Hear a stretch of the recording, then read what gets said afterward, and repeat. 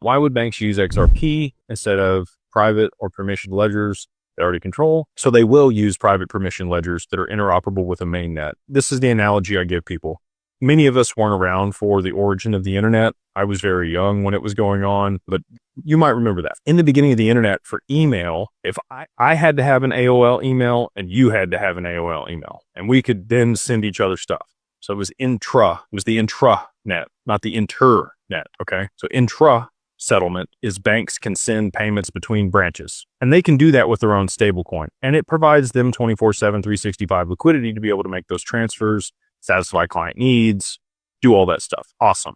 Private permission stablecoins on Corda or the XRPO on a side chain. Okay. When you want to go from institution to institution between payments. So like you had a Yahoo email and I have an AOL email.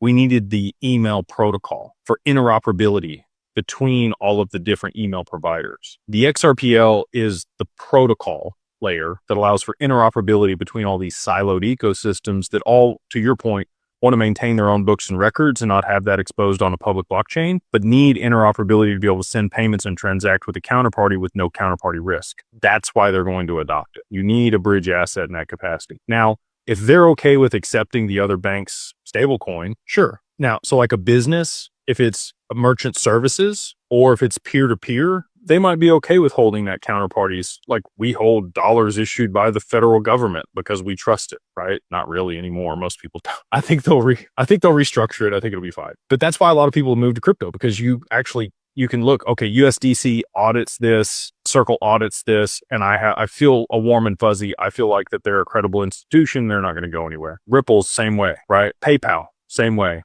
There's going to be all of these, merchant service providers and payment processors that issue stablecoins. I think all the social media platforms will issue a stablecoin. People will hold those for incentives for one thing, and then also to be able to transact on that platform easily. And they might also be universally accepted like the dollar. Like you would go to another country and they might take Paxos dollar, or they might take USD for Tether, right? Like that's a huge example. All over the world, people take Tether, especially third world countries. They want the dollar. Cool.